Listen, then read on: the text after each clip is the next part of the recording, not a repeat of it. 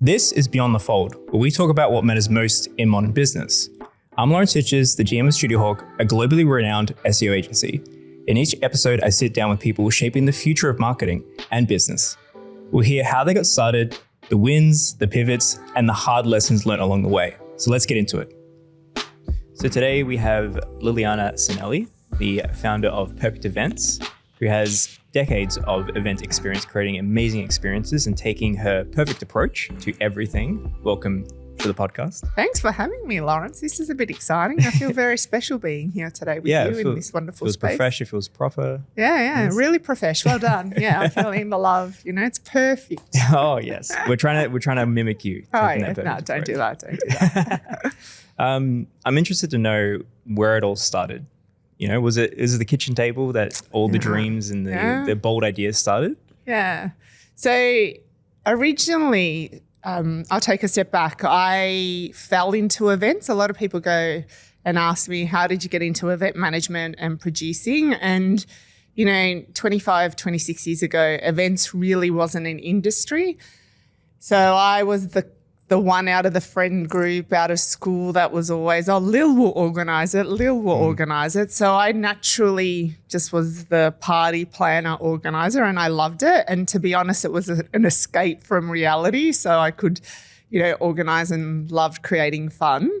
And then I fell into events because I was working for AMP at the time. And I was doing a boring mail job to save some money before I went overseas. And AMP decided to adopt the Leukemia Foundation on a national level to help it expand because they were originally in Brisbane and they wanted to make the foundation across Australia. So they built a partnership with corporate and not-for-profit. So this is the start of some of my history. And at that stage, it was because in Brisbane, where the foundation started, a patient challenged a doctor and said, would you shave your head and a cancer patient and look like me?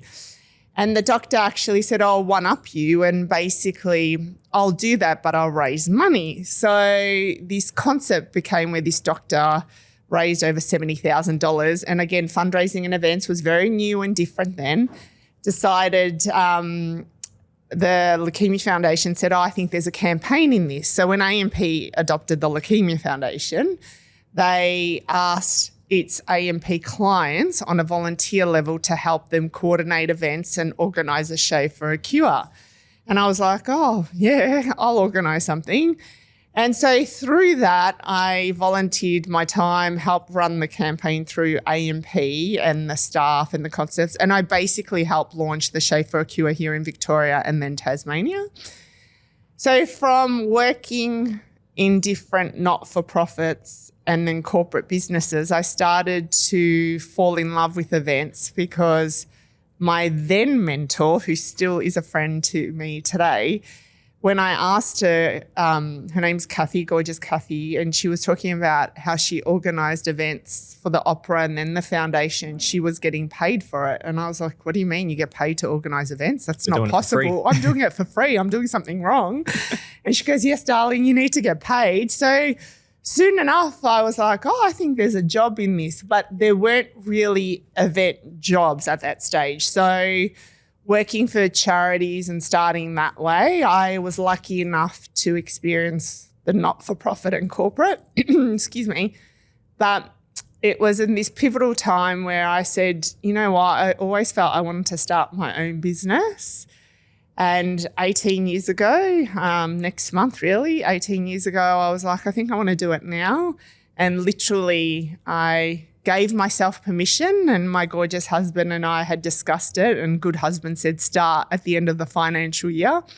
So I finished. Start at the F1. Yeah, start in F1. Don't make it harder for you. I was like, yeah, all right then, sure. Yeah. And it's funny, the universe decided to present itself. I was working for an insurance finance company at the time and people who knew what I kind of thought what I was going to do had said to me, Lil, if you start your own business, let me know. And I was like, I'm considering it.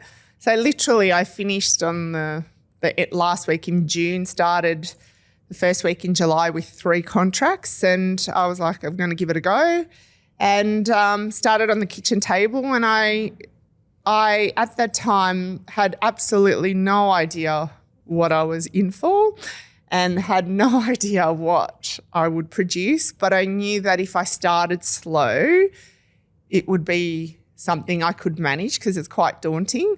But my husband and I at the time had this big conversation around, can you pay the mortgage because you're not going to get money for a while?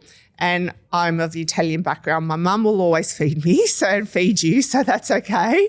But as long as the bills are paid, we can do it. And so that's kind of how we started. We had a bit of a plan, and then I had some contracts to start the work and slowly ease into business, because getting into business, as you know, Lauren, it's not easy. You don't just wake up and go, oh, I'm going to start a business today. It is a bit like that, but it isn't at the same time. Yeah, like you have an inkling that you want to. A feeling, and you think you'd be good at it, but it's not until you really step into it. And 18 years later, 2,500 events and raising close to $50 million for charities around the world, I'd still say I'm still learning and have no idea, but I'm getting there. I've got a bit more of an idea than when I started. Surely those couple thousand events have taught something has worked.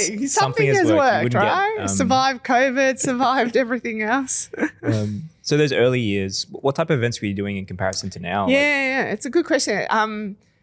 Traditionally, I thought all I could do were gala dinners or, fancy stuff. Really simple stuff, a party dinner, or I had won a scholarship to go study in Italy. I won a scholarship from Calabria government to study in the south. And so when I was 21, 22, I came back and I fell in love with Italian culture even more. So I started a youth group, started organising Italian events, Lygon Street Fest. I was on the Italian radio, on the newspaper. And again, that was before events existed. So I did all these cultural events. I brought talent out from Italy. We took them on a tour.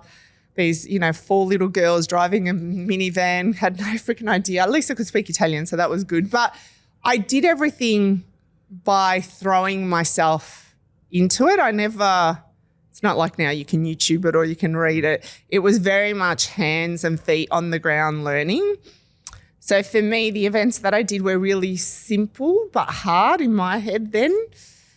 And I would always say after I did one event or the next event, I was like, oh, I did that event. So I did another gala dinner. Great. Oh, I'll tell you the first 3 contracts that I had. Yep. One was for the Choir of Hard Knocks. I'm not sure if you ever heard of them. Yeah, that was that show. Yeah. Yeah. My dad loved that show. Yeah. And it was Jonathan Welsh was the conductor, and he helped a whole group of homeless people who were couch surfing or whatever they were, and brought them together through music and a choir.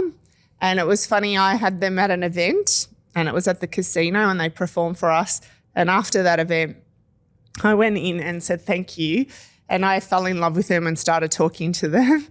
And they started nicknaming me the casino lady, because I ended up using them for other events to help them get some money and donations. And then shortly after, they asked if I could be on the board and support them. So that was one of the first contracts I worked with. Then I did an event for the Spina Bifida Foundation, and that was a breakfast with Kath and Kim, one of the only events that Kath and Kim came to the event and performed. As Kath and Kim? Yeah. And it was really amazing, and they were so supportive because they had a link through a family friend to that. And then I did a contract for the Committee of Melbourne, and I managed their invitation lists for a massive gala. Now, all those 3 things gave me a different lesson in learning to work with a group of incredible humans that every day don't know where they're going to eat or what they're going to do, and just giving them love and kindness. Then I had the ability to work with a very tiny, tiny organisation, but they had a great connection to talent. I'm a big, big believer that celebrity and talent use their voice for good, make a big change. That's how I always say it. There's some that don't do that, but most do, right, Lawrence? Yeah. So I helped them create this space, and Kath and Kim were amazing to come and support us.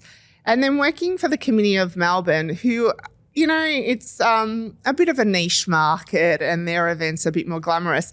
seeing how they did things, I learned quickly different skills. So to your point, the simple events that I had done before, I was learning step by step new skills, how to manage a different caliber of people, how to create opportunities, how to look at sponsorship and create opportunities to raise funds, but make a fun event as well. So every event I've ever done, even till today, I'm always looking at how do we make that experience memorable for the guests that attend, but also for the clients and the people that I'm working with.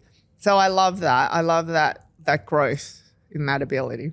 So those first, it sounds really like you really remember those contracts, and they probably led to further opportunities. I'm imagining what happens in our business as well. It's like, that you do one great event. Yeah. Who did that? Yeah. And then they come back to you the next time. I'm assuming that was part of the... Well, yes and no, because from that moment, I learned that a lot of people don't know the next steps. So creating and giving them the ideas, because people get scared of the unknown. So giving them that belief, you've just done this event, you've raised this amount of money, it was a huge success.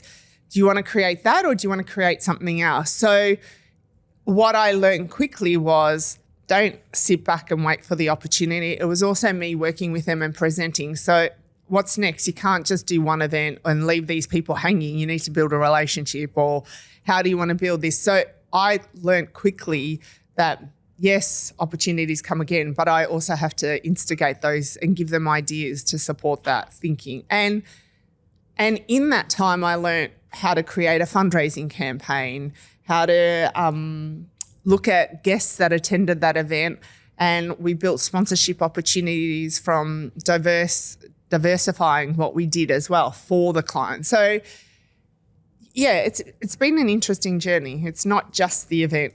Sometimes it's more than the event. Is that the common misconception, or what do you find in someone comes to you and say, I want to throw an event? What do you find they assume is going to happen, and where do you come in and say, no, we actually have to do it this way? So when I started, I think, any opportunity to do an event is great because it's money, it's new client, it's cash flow. But as I've grown and my skill sets and especially in today's world, I'm very much, anyone can throw a party. Anybody can throw a party. I've even interviewed people and they said, I organised my going away barbecue so I can be an event manager. I'm like, yeah, that's a bit different. Let's just keep that real. But in planning and thinking about how to make that event return on your investment or give you leads, what is it that you want to achieve? And that's what I always say to people. Anyone can do an event. Connections are really crucial in today's world. Let's face it, you do business with people you have a relationship. The more you build a relationship, you feel connected, and that leads to great conversations and then conversions in money. So an event is basically that. What is it that you want to achieve? How do you want to achieve it? What is crucial for you to achieve at that event? So I work with the different people to really nail the messaging and the outcome. And then once we get the outcome, what's the follow-up? So an event is a tactic, if you think about it. I think about, yes, it's a great time and I love creating memorable moments.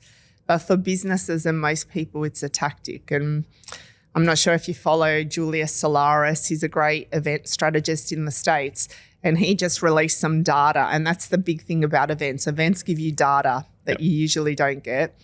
He was saying that 95% of people who attend an event usually would go, and 95% of people after attending an event would buy that brand or product because they've experienced it and loved it. So if you nail it and you do it right, then it leads to conversion, following, relationship, awareness. And that's the strategic piece that I really help clients now do. There's this grey area where people sort of think, yeah, doing an event's cool, but it actually has to serve a purpose, is what you're saying? Yeah. I'm the believer it needs to serve a purpose. Some people I just want to make money and want people in a room. That's great. Absolutely. Yeah. But in what I do in this landscape, I love making impact and changing, and we're so lucky with what we do. It's hard work. Don't get me wrong, it's hard work. But to create an event and have 100 people or 1,000 people or 10,000 people that have chosen to be in that room, to be at your event, to experience what you've created, freaking epic. What are we doing after that? What do we want? What do we want to give them? How do you service that? So yeah, there's something in it for them and for us, and the follow-up. Yeah, because the event ends, like the 6-hour event does end, and then it is that feeling of what's next. Yeah. And everyone's had a great time. Yeah. But then you want to keep that feeling alive long term, and that's how you build probably in a series or something bigger and brighter. And like, what are a few instances where something small has turned into something actually insanely massive that even you didn't expect? In 2023 was one of our largest years in the business. Big year. It was a massive year. And it was the year that we produced a torch relay around the world, and we worked with one of Australia's leading charities, and it was incredible. They support our families, veterans' families. To create an idea and come up with that idea, and then after nearly 3 years in production, see a thought of saying, how do we make this happen? How do we do it? And then you're literally in 2023 starting in France in Pozières, where on the Western Warfront, where a promise was made from one digger to the other digger to say, make sure you take care of the missus for me. And you're standing there in absolutely a paddock of stupendous bright green grass in a graveyard site with a torch. And it starts this movement for 6.5 months. And then you go to Belgium, and then you go to the UK to launch the event, and you're invited to Buckingham Palace to meet the king. And he calls me a genius. He called me a genius. You've said you're a genius. Yeah, you're a genius. And I gladly accepted that. And we giggled. And then you travel all over Australia to experience something that you as a kid would have never dreamed of, especially on my kitchen table. I pinched myself every single time that I did it, and I made sure that I walked 3/4 of the torch relay, because I wanted to experience and hear what the torchbearer was experiencing and their stories. And that completely changed my life. And I talk about, when you climb the highest mountain, you get to the top, you've only got one choice. You have to go down the mountain. And at the bottom of the mountain, you go, shit, do I want to stay here? Or what's my next move? Oh, there's a higher mountain, or there's another. And that concept, I'm not answering your question, but what I'm saying is something small that I had to hold the client's hand and producers and get sponsors in, work out how we fund it, how we run it, was a huge learning experience personally and professionally. And really, don't laugh, after 18 years, I only think in the last few months that I've realised just how much I know, and that ability to share that with different clients and different product knowledges. For me, events isn't just events. I always say to people, you don't come to me if you just want an event that looks pretty. That's amazing. There are so many people that do that. I'm really about the strategy, growing it, the meaning, the impact, and what is it driving for. Yeah. The purpose, the impact, the meaningfulness. Did you say that took 3 years to plan that event? Yeah. And we worked closely with the ADF to do that, which was incredible. And just to be able to launch that in today's world, like phenomenal experience that I could spend days talking about it, but I won't. But it was an incredible opportunity for our Australian community to commemorate and really honour our veterans and their families. And being able to lead that and lead a team to do that was hard work, really hard work. And I sacrificed a lot for that. I sacrificed family time. I sacrificed my health, I ended up, before going on the road, I had a twisted bowel, and I only discovered that because I had an operation and the surgeon said, you've got a twisted bowel, you've got a collapsed lung, and you've got something else, so you need to be operated. And I'm like, no, I need to start walking around Australia. That's not going to happen. Sorry. Can you not? And he's like, you're a ticking time bomb, and if you explode, this is not good for you. And here's a good story for you. So I was in ICU when all this shit happened, and this incredible doctor, Dr. Matthew Reed, came in, and I'm literally in and out of consciousness going, what the hell is going on here? And I'm like, why am I? And all these surgeons trying to work out what's going on. And then Dr. Matthew Reed comes in and he's like, don't worry, I'll fix it. And luckily enough, he was able to fix the problem. And 8 weeks later, I got on a plane, which I probably shouldn't have.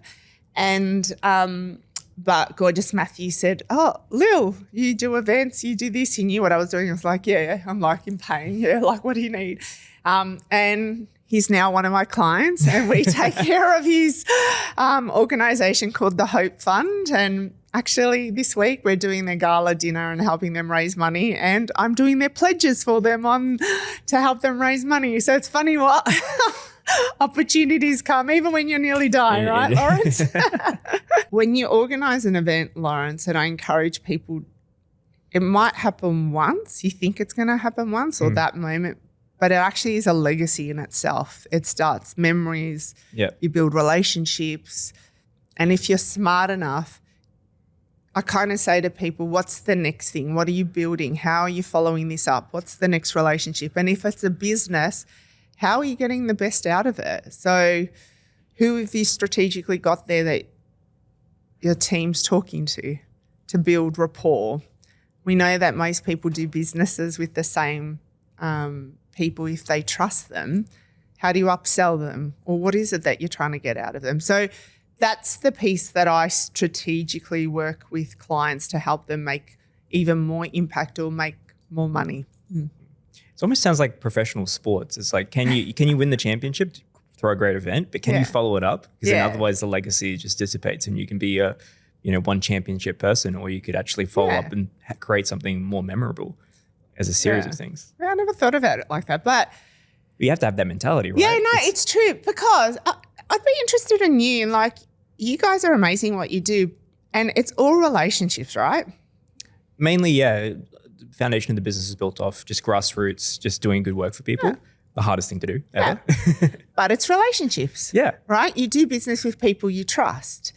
And I'm really proud to say this, through all my volunteering, because I volunteered all the time, through the work I did in the Italian community, do you know there's still some of those people, still my suppliers, contacts. Really, and they are my best networking, and I do business with them. So we hide behind microphones, we hide behind digital desks or our phone, but I am the biggest networker and the biggest connector. You've come to a couple of my events. I've seen you speak. You've seen me speak. If we're not connecting with people on a meaningful way, not bullshit, it's really, not everyone does business with everyone, but you find your tribe. You really find your tribe. But it's about connection, and then going, oh my God, if you need someone, I know Lawrence, he'll help you. And if Lawrence can't help you, he'll tell you someone who can. That's what business is. I'm a big believer. So that connection piece is what makes events even better. And I think that's really important. Yeah. I remember going to see you speak at your lunch event, and there was a lot of people in that room that all seemed to just absolutely love you. Yeah. What you do. And they're like, yeah, she's helped me out with this. And there's just so many connections that you've built over a long period of time. That's a lot to manage, just from a personal standpoint. Yeah. How do you do that? Yeah. Are you on the phone all the time, I'm guessing? Or? Yeah. So I use my time wisely. So if I'm in the car, even coming here or wherever I can, I try and do as many phone calls in the car. Connecting, I do a lot of networking events. So where I can, I tend to be out at least once or twice a week connecting or networking. But the follow-up is tricky, Lawrence, because sometimes I get so many people that I don't know where to start. But I do love when I know all these awesome people are in the room. I'm like, Lawrence, you need to meet that person, go. I just pull people together, and that's part of this, I started a giving circle called the Empower Fund. Yeah. And the Empower Fund is with a silent H. It's about empower her, transform the world. And the reason why I want to do that is a giving circle, for people who don't know, is where we come together as a collective And my aim is in the next 5 years that 1,000 people give me $1,000 a year to go in the fund. And then we grant that money to different charities that support women and girls in different ways. And we've done some soft launches. We're launching it shortly, officially by taking funding. I've got a lot of people who are super interested in doing that. But part of the Empower Fund is connection, because it's great people meeting even greater people doing some work that I know that's going to convert for them in business, but also doing good in life. And I've got that ability to not only create good, but change people's lives for it. So that's where I see connections are. And sometimes when I get tired, I'm like, Lil, this is for the betterment of, the world and what I'm doing here. Some sort of impact to something. Yeah. Sounds like you do a lot of just getting people in a room and you're just there curating the genuine, amazing, fun experience. And then out of that, just more good things happen, and you're sort of whether it be monetary or just like people just, you might meet a partner there, you might meet a business partner there, might get some new business, but that's all you're doing really? Yeah, so we've had some great experiences where I've had, we're doing some amazing work with Safe Steps, for example, and they are Victoria's leading domestic and family violence support centre, like the 000 basically. They house the 1-800 respect number, and we've got a massive problem here in Victoria, all over Australia, around domestic and family violence. So I strategically have helped them with some partners and got some corporates involved, but now I'm rolling out a documentary around Australia called Unanswered Calls around the biggest issue we've got is young people in domestic and family violence and their care and their support. So part of this piece for me and them talking to me was they're great at the business. They know how to deliver the support services that we need. And, they're housing over 300 women every night with 2.4 kids. So who's taking care of these young people? So they need to do business as usual, which is horrible, but they need corporates, connections, community to support them, because how are they going to change the next trajectory of our future generation? So that's where I come in and like, well, you need to speak to that person. Have you gone to that room and told them your story? And have you gone over here and actually this person over here owns one of the biggest facility management group, and they own all these facilities around Australia. They can help you open this, and this. They couldn't do that because they need to service. They need to focus on the fundamentals. They need to take care of our, women who are fleeing and these horrible situations, and all these other members of the community. So intensive, and it requires so much focus that they miss out maybe on seeing a little bit of the field. Yeah. And you're just providing that. Yeah. The open view. And a different lens. So quite often I say, having produced so many, thousands of events, I've got a helicopter view of going, hey, that's worked over there.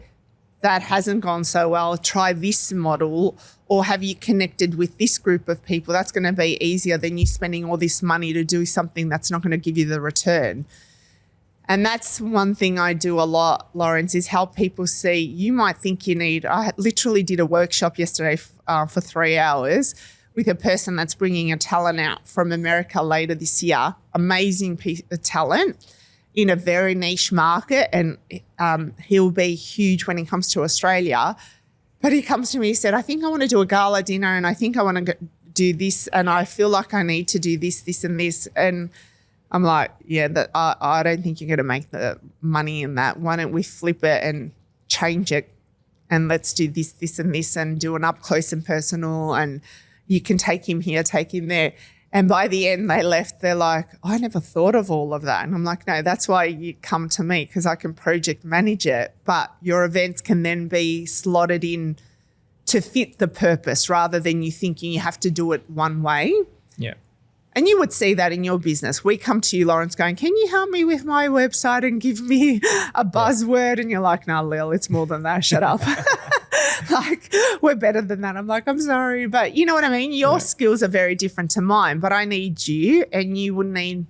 Almost saying not what to not do is just as powerful. Yeah, because you're telling, hey, don't do this. What's the biggest risk that you've taken with an event that you've done? Landed or not landed? We won here in Victoria FIFA Women's World Cup, the live site event at Fed Square. And if you remember it was in 2023, on top of doing the torch relay and the film festival as well, it was huge here. But the live site was epic. Every game that was being screened, because you would remember the Matildas were going off in that. The Women's World Cup was huge here. So being asked to tender for that and then winning that contract was amazing for me. Absolutely loved it. The team was incredible.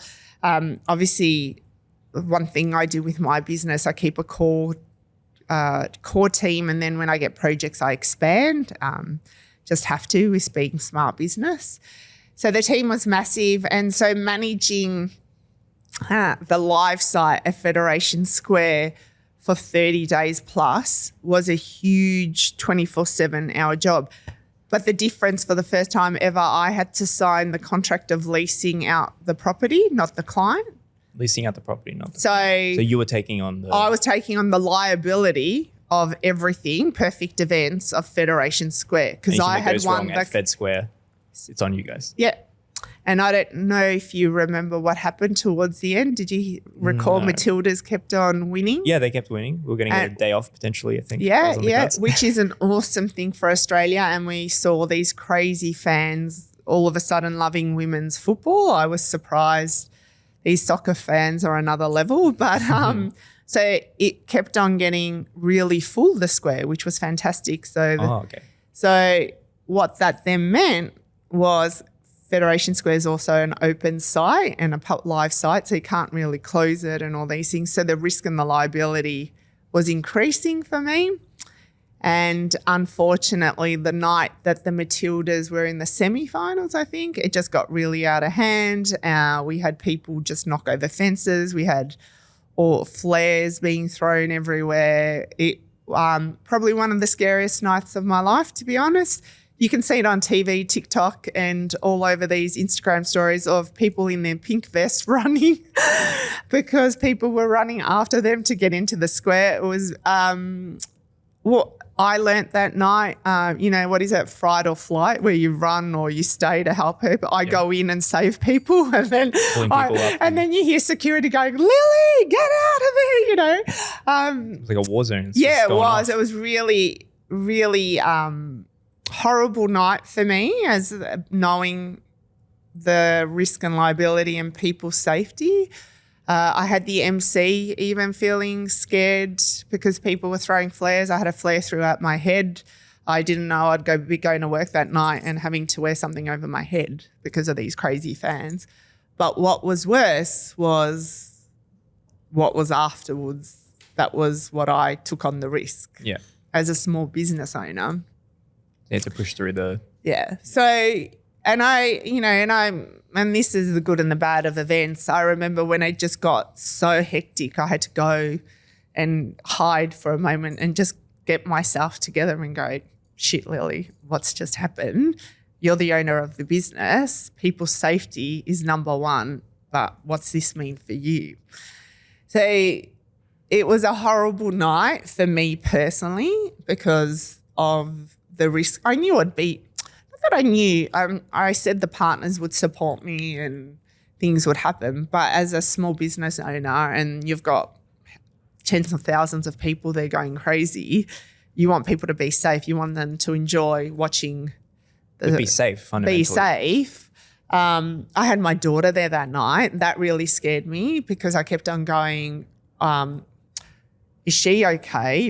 And then I'm looking after, even though I'm working, I kept on making sure she was okay while I'm looking after tens of thousands of people. So events are really tricky, and so the risk and the liability is something people don't take seriously with events. You'd be surprised. Very loose with my God, it drives me big crazy. Party. Yeah. No insurance, risk management, security plans, the risk matrix of people just don't think about it. And unfortunately, some smaller organisations and community organisations, they can't afford to pay for insurances, or they just think, we've gotten away with it for so long. Don't worry, it won't happen. But recently we had an event and a volunteer unfortunately, passed away at that event, and that really shook me and my team. And because business as usual, this is all happening in the background and you still have to keep the event going live, and then other things are going on. So as the owner of the business, the risk stops at me, but I still have to create the event. So people don't see the enormity and the balls that I'm juggling from my staff, from the attendees to the client, to the participants, to the volunteers, to a talent losing their shit at us. It's a lot, and then events, we don't get recognized for the work we do because we're always behind the scenes. Be nice to event staff, I think I'm getting out of this. Yeah, nice, it's like those ads. What's that latest ad about when you is it the bus driver whose heart's beating because they've just had, events people are the same. We do an amazing job. We give our life to it and do a lot of hours. I'm sure they have the same mentality. They just want to make sure everyone enjoys. Yeah, that's it, and have a great time. Yeah. So there's a lot of moving parts in events. I think it's one of the top 5, if not number 3, world's most stressful events, being an event producer. I believe it. How do you handle that stress after a couple thousand events? I'm sure. No, I'm always nerve-sided, as I say, nervous and excited at an event. Some events I'm really good at and I love working with my team. It's the newer events that we haven't done that you get nervous about. New types of events? It just depends. It could be large capacity conferences because you've got lots of speakers, lots of different elements. Festivals and talents, that's different because you've got so many different moving parts. You might have, like, a film festival could have 9 screenings at the one time and you're moving talent and then thousands of people to get them in the door seated. And so it's just different elements. Outdoor events are hard because you're working with the one thing you don't control, weather. No one has that access to God, even though we try. Weather is always that scary contingency plan, so that affects a lot of your planning. So, yeah, it's all different elements. Yeah, not looking at weather patterns to try and predict anymore, I'm guessing. No, we do that, actually. We've got this week the St. Vincent's CEO sleep out. Do you want to talk about that?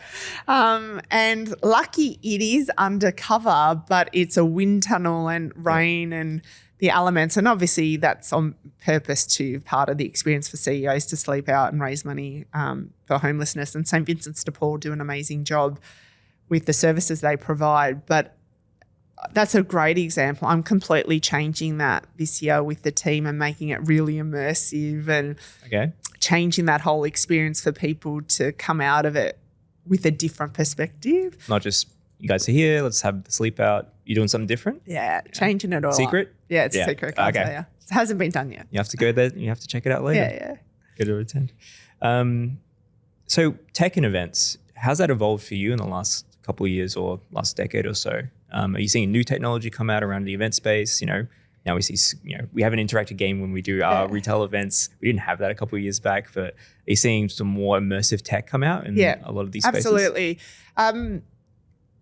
Events and event agencies couldn't do what they do without technology. It has to go hand in hand. From what used to be a basic package in AV, let's do screens and maybe, put a video on or wow, then it became a QR code. Oh my goodness. But now it's very much AI driven, or there's different interactions or different engagement pieces with the audience.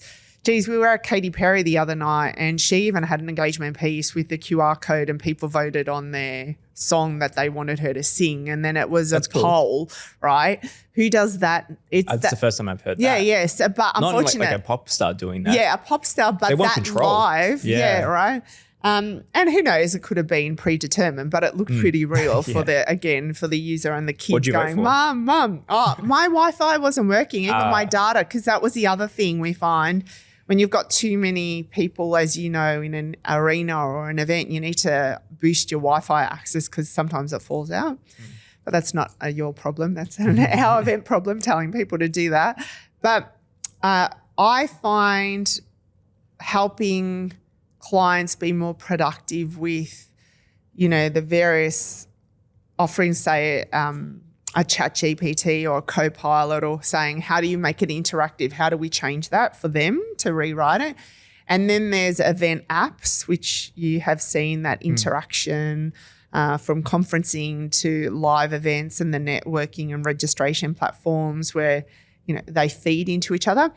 It's a bit slow for some people because it's quite costly also, a lot of those platforms. I'm not sure if you've seen them. Like Hoover, I've seen that before. Yeah, and there's obviously there's other different platforms that, especially during COVID when you had to be hybrid in particular, those platforms that were born out of that and now have evolved have a different growth set and they offer more. I do find that technology that have been driven out of event professionals have that event lens that makes it easier for us to go, hey, you want a speaker on the stage for 10 minutes, but you want their paper straight away and then you want that interaction and questions. This is going to serve you, this technology, but it'll cost you, but it's worth it because you'll get the data, you'll get the recognition, and then you get the information for the follow-up. Yeah. And that's the lens that I like to use for people. And so when you're in the event space, you got chaos happening everywhere. You got your event staff, you got the tech going on, things are going right, talent isn't showing up. How are you leading through that chaos? Because I'm sure, like you said before, all of it falls back to you. Like how do you get into gear and how do you get people on track? So my saying in my office all the time is the event day is the easiest day. I figured, yeah. If you don't pre-plan and plan, then the event days are, too hard. So we're currently in an event bubble at the office, I call it. So we've got a period where there's a lot of events all at one time. The actual day? Yeah, so we've got 4 events this week and a couple next week. So in a short period, big events. So as a team, when you're leading into an event bubble, it's like you put air in a balloon, I say, and it's about to burst and you can see it. But you don't want it to burst. You just want the air to slowly come out on the event day and go, oh, my God, that was amazing. It's like the high, it floats up high and then it comes down. But sometimes people put pins in a bloody balloon, don't they, because their nervous energy or things they feel, oh, we're not planned, we're not right.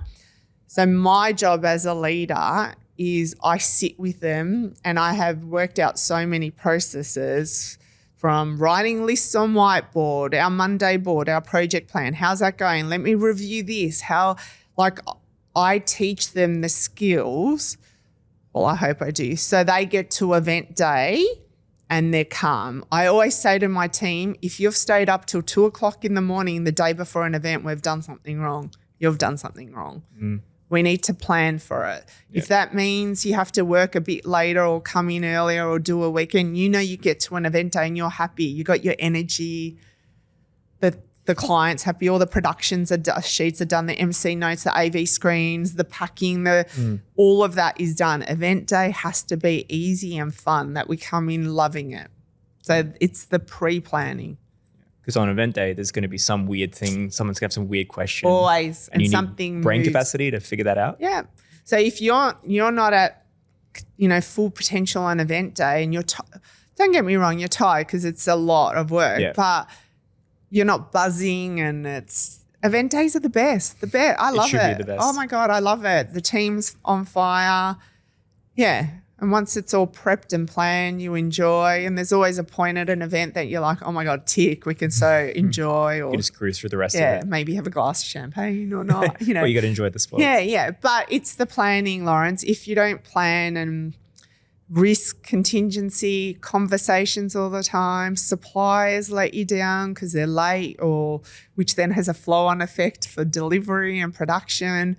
So even yesterday we were having a conversation for some of the events this week and I said, look, our bump-in schedule on Thursday is really tight because we have to go live at a certain date. And this is the other thing I say to my team.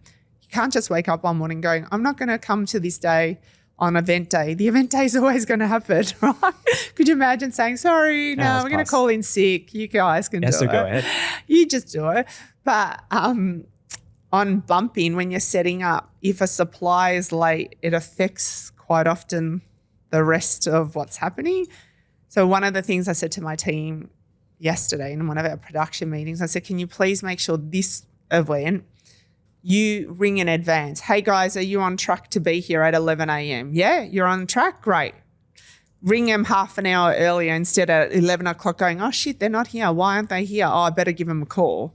Whereas we can plan again going, oh, they're running 5 minutes late. That's okay. They can slot in. Or, that car access is difficult sometimes with vehicles. All right, we'll let that vehicle come in when they set up, and then, that it's the planning and the communication is really essential.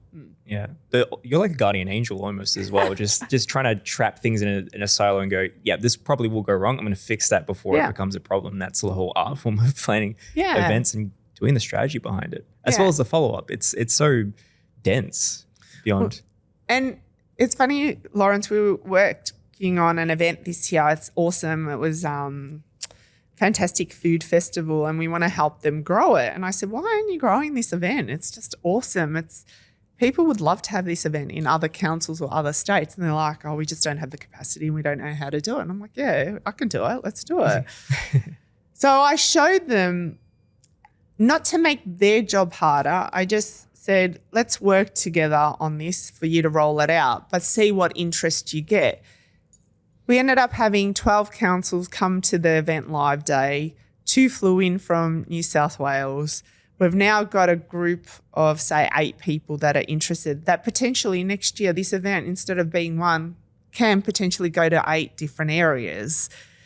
And it was showing them that they've got this great product, how to monetize it, make more sense for them to grow it, but it's a product and a brand people want, and it ticks a box for some of the community and councils. So I'm also enjoying learning and helping them grow, but that and as a business owner, and I can say this to you, Lawrence, we still have to make money and I still have to feed my family. And that's the problem I have.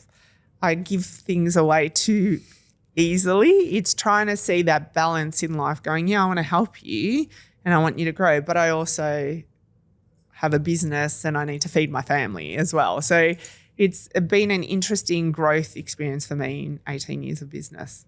So, yeah, I like a guardian angel. I'll take that. It's like a sports team, a guardian angel. It's competitive, but it's also preventing things from happening. What's the next big dream for you? So you've helped everyone else out with their amazing events. Like, what's next for Perfect Events yourself? What's your next big dream? Look, to be completely honest, after 2023, I think I was at complete burnout. And I was like, oh, do I want to do this anymore? And you talk to a lot of event professionals that say, oh, is it still in them to do what they do and lead and be a mum, a sister, a daughter, taking care of staff that sometimes feel like I've got another kids, So I've really felt that the next iteration of Perfect Events is very much me owning events, not doing too much for everyone else, because I give my ideas and I help so many other businesses grow. I want to do it for me. And I'm really looking forward to collaborating and growing events that are going to be meaningful and impactful and that I own, like that's one thing I learned from 2023. It was all my ideas, my networking, my contacts. I led a team. I grew. I made some mistakes, but then I learned a hell of a lot. If I don't do that for me, when am I going to grow up, so to speak? So I'm really looking forward to doing more of that. Where's the tickets? I'm ready to buy right now. If you're doing your own event, I'm there. And, the Empower Fund is something I'm really passionate about. Because one thing I know is I don't have a spare few millions of dollars just to start a trust fund and give money out one day. But I'm really good at getting people to work together and collectively give money. A lot of people, believe it or not, don't know how to do that and give in a meaningful way. And after working with hundreds of charities, I know I can vet them a little bit, the ones that I absolutely love and would support. And there's a handful that I would never, ever give money to and that are dodgy as that I can say that because I've worked with them and they're horrible humans. It's all about their ego rather than giving back and doing good. I'm over that. I don't need that. I can do good with great charities and work with awesome people like yourself that that are there for the real reason, you know. So that's what I'm passionate about. And sometimes that's scary as well, owning who I am and polarizing some people going, I love working with you and not this time. That's the interesting bit. That's fair. So here at Beyond the Fold, we're about what matters most. Yeah. So what's one thing you'd like people to remember from this conversation? What matters most to me and is showing up as me. I know that sounds really blasé and everyone says it, but after 18 years in business, I only feel like I'm doing that now. As a female business-led owner, I've had so many males speak down to me. I've been in business meetings where men wouldn't even shake my hand or wouldn't even look at me, but would shake my team member's hand and not even acknowledge me in the room. I've had a gentleman say to me one day when I was pointing out a fact that I can't take their money. This is a charity. You need to take it and audit it because the last thing I want is for it not to be compliant. And this is a risk for you, not for me. And as I was talking to this gentleman, he turned around and he said, have you got your period? Is that why you're acting this way? And I was like, how the hell do you think this is okay? And as a female owner, you know what I do? I stand there with my integrity and go, I've got my team watching what I do. And I look at that human and said, anyway, back to what I've been saying for your risk and compliance, but yet it's okay for them to do that. And so then I have to go back and go, why do I even allow that behavior? Because in my early days of business, I was too scared to say no because if I lose business, that means there's no cash flow. I can't keep the doors open. So 18 years later, 2,500 events later, and having people scream at me, I had someone physically abuse me at an event and I made sure I took care of the charity rather than me, and that charity decided to go against me afterwards when I had hundreds of people witnessing me. I've had other enormous people say horrible things, but I continue to maintain my integrity because I lead a team and I lead a business. So when you run your own business, and it's freaking hard leading at the front, not from the back, I lead from the front. And you can ask my team, I'm a lioness. I protect my cubs, sometimes to the detriment, but I want to lead from example. And I do that with my whole heart. And, you know, I'm Italian background, so I'm very passionate. I speak with my hands. I've learnt now that it's okay to be me. And I've got two beautiful daughters that I constantly bring to my events and make sure that they see mum leading. And they've seen me cry. They've seen me be in tough situations. They've seen people speak down to me. But yet they know that I have to hold my integrity because I need to protect my staff and what I do. So what matters to me, for me at the moment, is just owning me and seeing my name and being strong for myself. And if you can't do it for yourself, no one else can do it. No one else is going to save you. No one else is going to protect you. And it gets hard at times. And in this generation where I see it with some of my staff members, when they overthink things, we get stuck in our head. And I do that, but I can see it. The first thing I do is like, come with me. And I grab them out of their seats. And I'm like, let's unpack what's going on in your mind because I can help them. And I hope I can help them. So if there's one message, whatever you choose to do in life, really show up and, you know, and seek help from other people as well. We don't know it all, you know, but I'm always available and I try and support people. So anyway, so that's what I Being say. you. Be you. So where can the people find you if they're looking for support? Perfect Events, come and check us out, Perfect Events online. And then I've got my own Liliana Sanelli. But if they ever want to connect and want to be part of a giving circle or support, or you need some support in growth in events, I'm doing a bit of consulting actually, Lawrence. A lot of people are reaching out, asking me how to not do events, but use my brain to help. How do we be like you? Yeah.